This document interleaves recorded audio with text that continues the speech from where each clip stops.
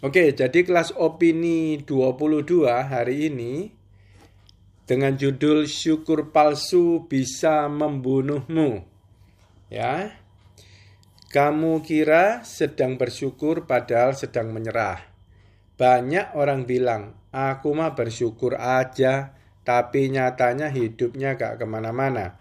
Gak berkembang dan gak naik level. Cuma jalan di tempat atau bahkan mundur. Syukur palsu terdengar manis tapi beracun. Syukuri aja yang penting santai. Udah enak gini ngapain berubah?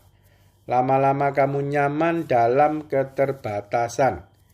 Dan diam-diam kamu mulai membusuk. Studi dari Stanford University menunjukkan orang yang terlalu fokus pada penerimaan pasif atas keadaan lebih rentan stuck dan tidak mencapai potensi maksimal. Jadi bukan rasa syukur yang salah, melainkan cara bersyukur yang salah. Syukur sejati justru bikin kamu bertumbuh. Bukan cuma menerima keadaan, tapi menghormati nikmat dengan cara menggunakannya untuk kemajuan. Bersyukur punya waktu, jangan disia-siakan.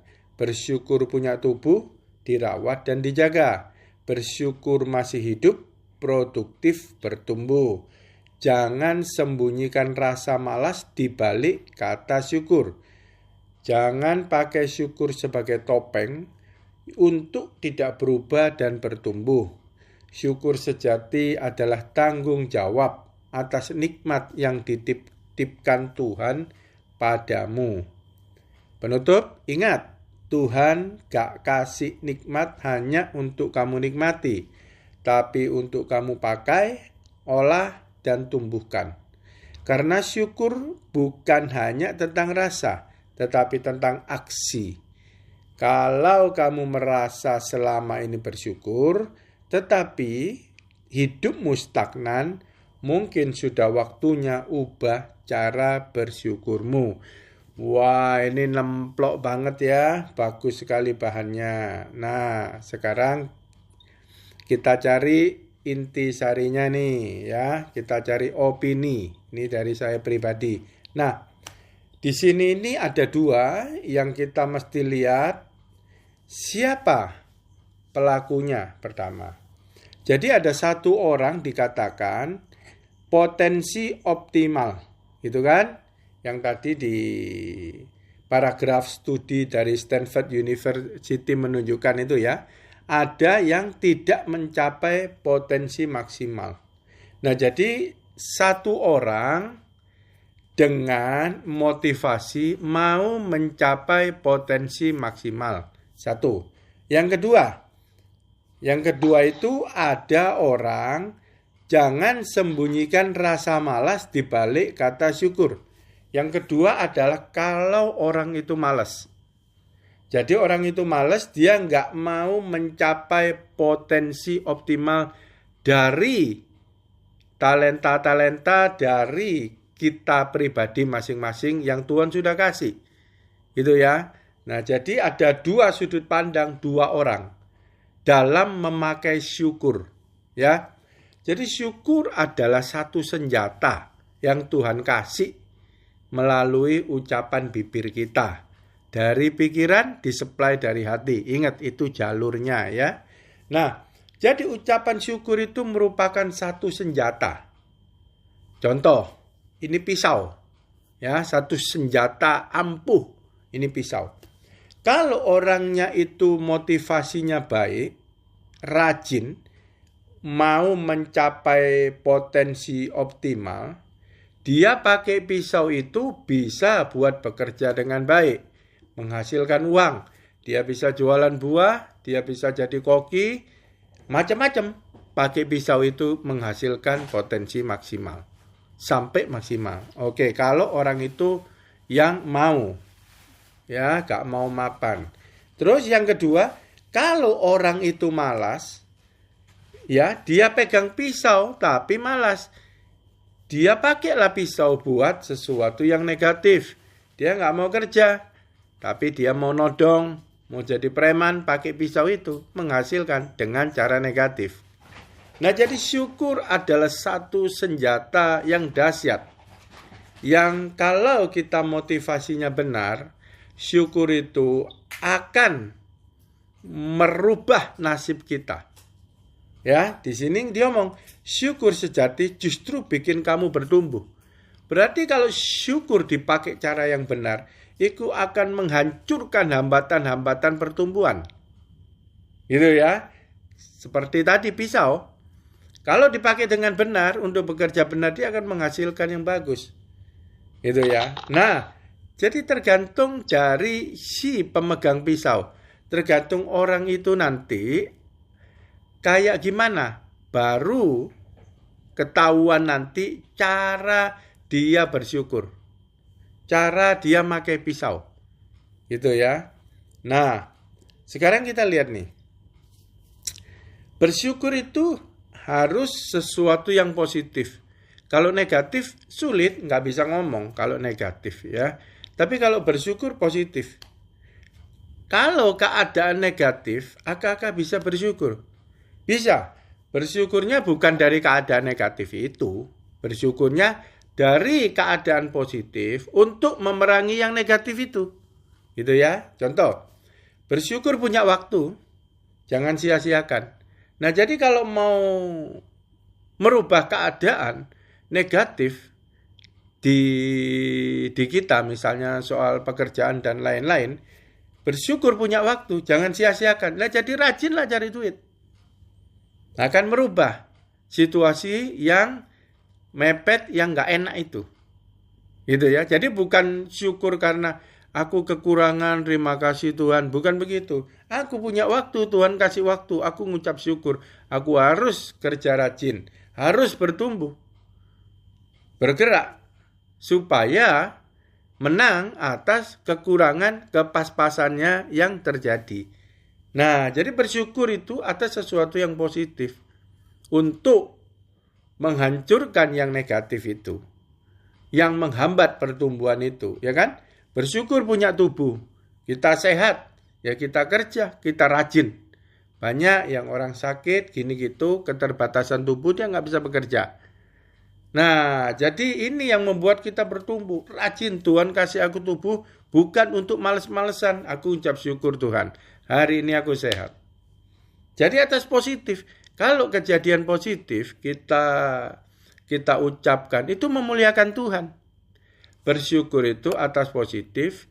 Dan apapun yang kita lakukan harus berfokus landasannya memuliakan nama Tuhan.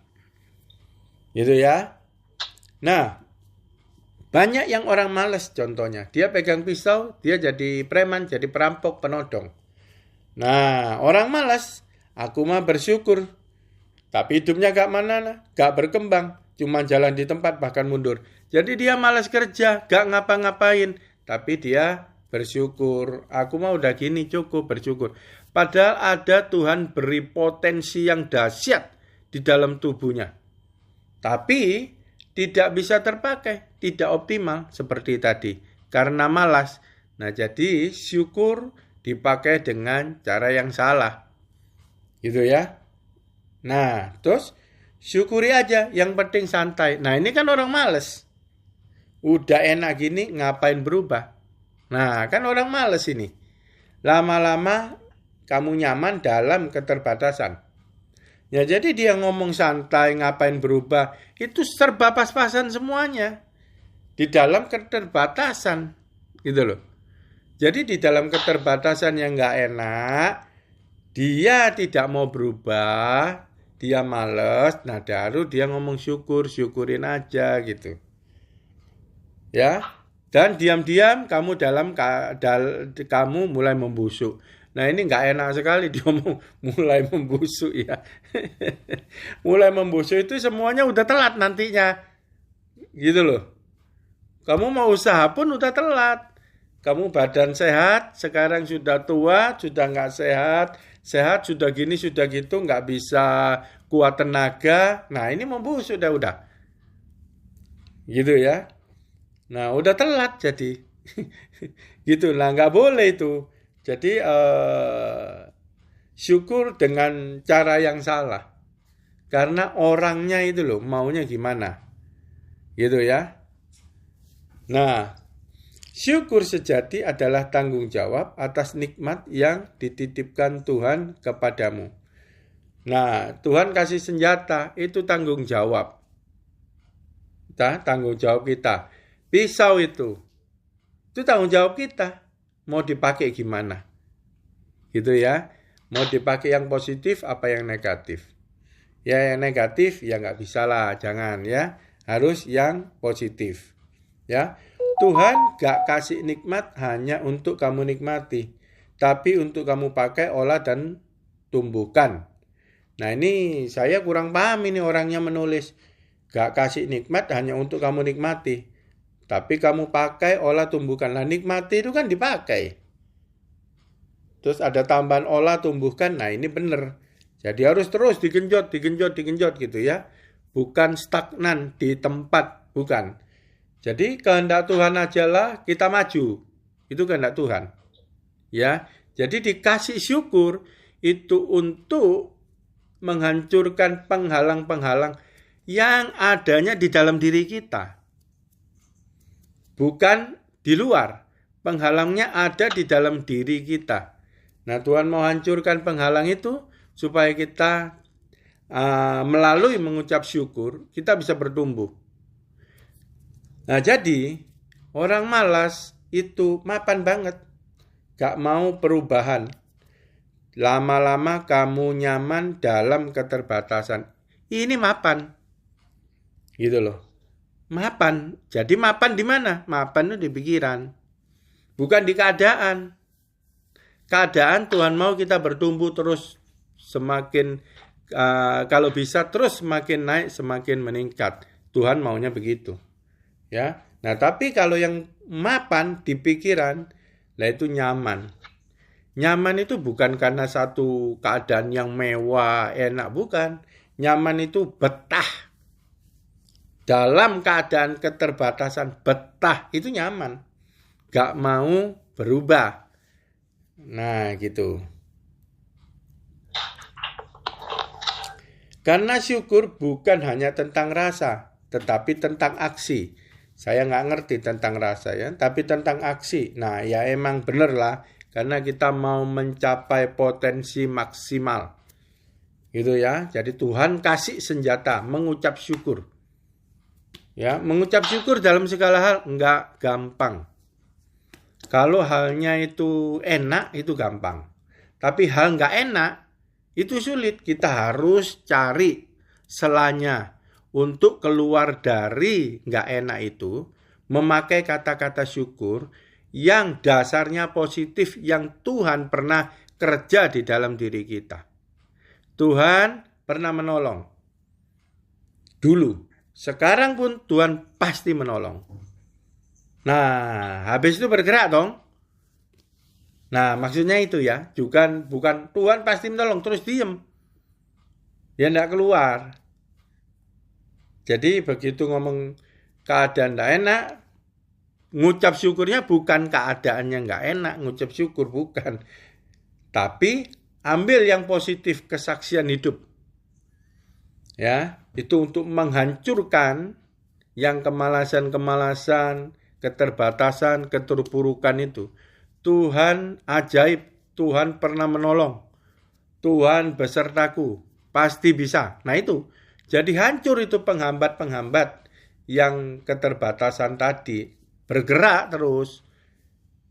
Karena maunya Tuhan bergerak. Maunya Tuhan itu kita bergerak. Nah itu syukur di saat keadaan yang sulit. Nah jadi harus mengerti syukur itu bagaimana. Itu sesi depan ya.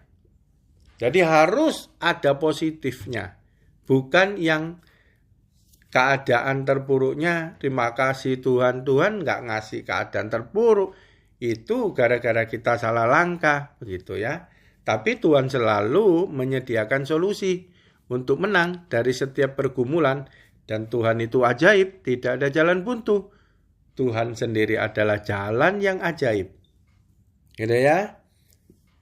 Kalau kamu merasa selama ini bersyukur tetapi hidupmu stagnan, mungkin sudah waktunya ubah cara bersyukurmu. Nah, jadi ubah cara bersyukur itu tergantung dari posisi kita. Malas apa mau potensi maksimal? Kalau kita malas, tetap aja nggak bisa rubah cara syukur.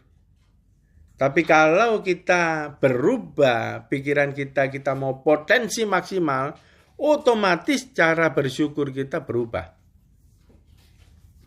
Ya, jadi hati-hati.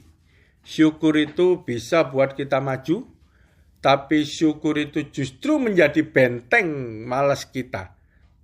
Sehingga kita tidak maju, bahkan mundur, bahkan diam-diam kamu mulai membusuk.